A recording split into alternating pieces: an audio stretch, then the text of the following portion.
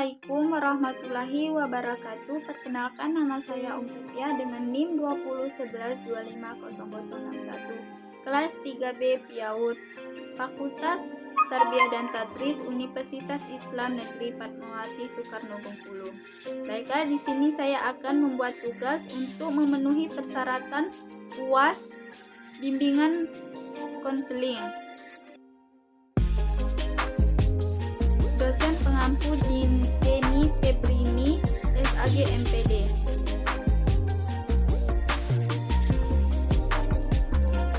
Kita masuk ke pembahasan secara formal manusia dalam sistem pendidikan nasional mulai tahun 1975, yaitu pada saat diberlakukannya kurikulum 1975 di sekolah-sekolah seluruh Indonesia. Hal ini berarti bahwa sejak saat itu dimulai diakuinya profesi bimbingan dan konseling di sekolah, suatu profesi yang diharapkan akan dapat membantu dan mendukung mengembangkan seluruh kemampuan peserta didik sesuai dengan potensi melalui layanan bimbingan dan konseling yang bersifat risiko pedagogis. Dengan demikian, layanan bimbingan dan konseling di sekolah merupakan salah satu bentuk kegiatan pendidikan untuk pencapaian tujuan pendidikan harapan besar ditumpukannya pada para penyelenggara layanan bimbingan dan konseling di sekolah. Masuk ke fungsi dan peran konselor.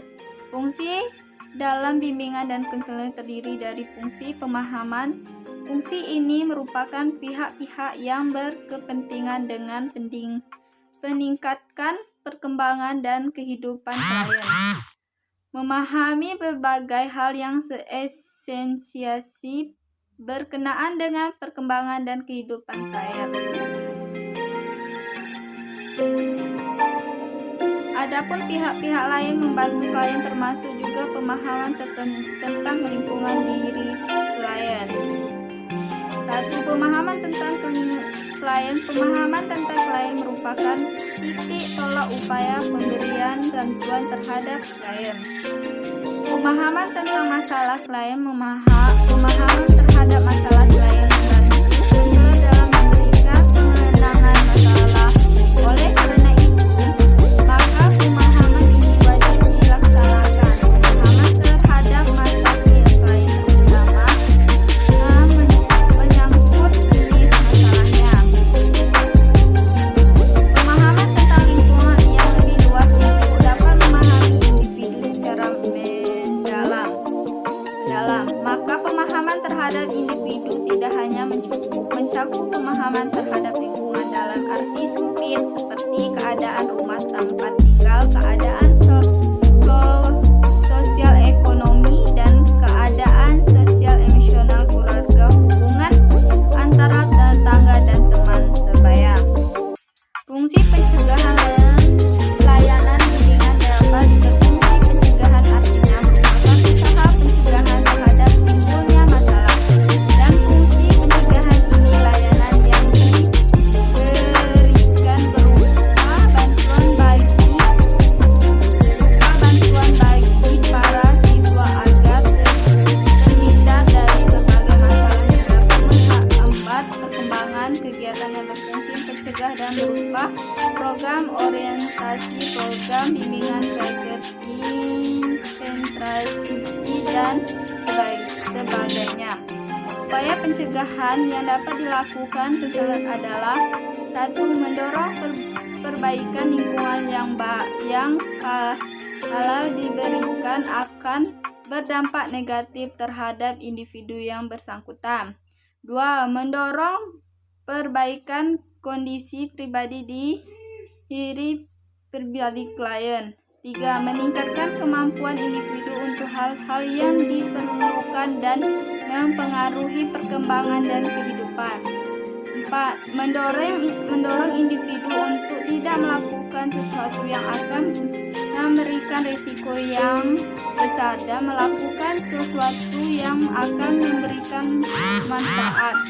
5. Menggalang dukungan kelompok terhadap individu yang bersangkutan. Fungsi pengatasan selain mengalami masalah akan datang pada konselor dengan tujuan untuk dientaskan masalah yang diataskannya masalah yang tidak menyenangkan dari dirinya. Fungsi pengembangan fungsi ini berarti bahwa layanan bimbingan dan konseling yang diberikan dapat membantu peran klien dan memilih dengan mengembangkan keseluruhan pribadi secara mantap, terarah dan berkelanjutan. Dalam fungsi ini, hal-hal yang dipandang positif dijaga agar tetap baik dan mantap.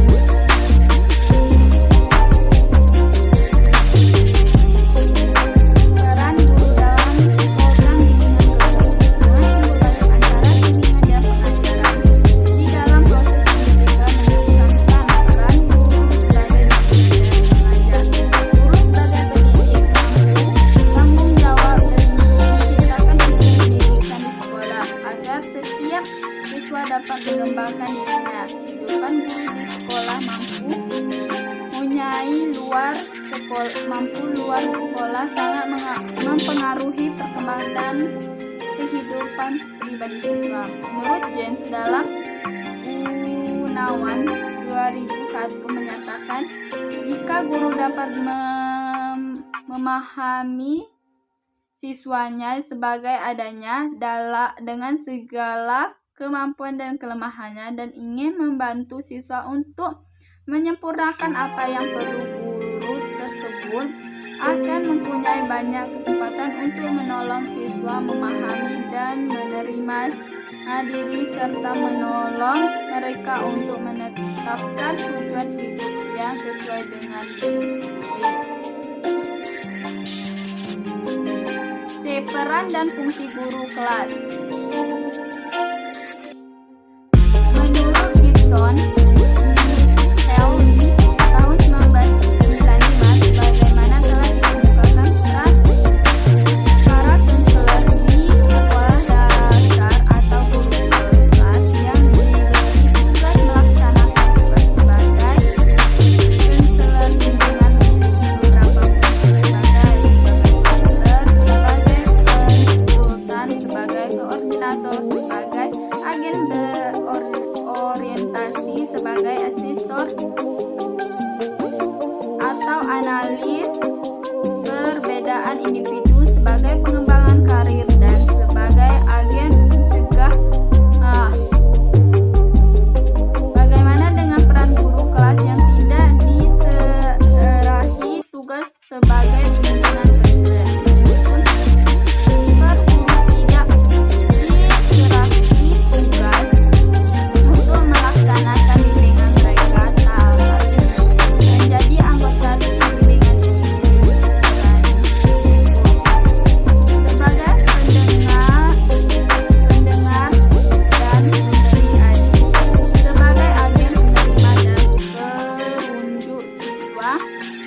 Sebagai penelusur pengembangan potensi siswa, sebagai pendidik karir, sebagai fasilitator hubungan siswa, sebagai pendukung program-program bimbingan dan konseling. Menurut Dikbud dalam kurikulum 1975, tugas guru kelas, wali kelas terkait dengan pelaksanaan bimbingan dan konseling adalah mengumpulkan data tentang siswa, meneliti kemajuan dan perkembangan siswa, mengawasi kegiatan siswa sehari-hari, bekerja sama dengan konselor, menyeluruhkan dan menempatkan siswa, bekerja sama dengan konselor dengan membuat program, bekerja sama dengan konselor sekolah dalam mengadakan pemeriksaan psikologi dan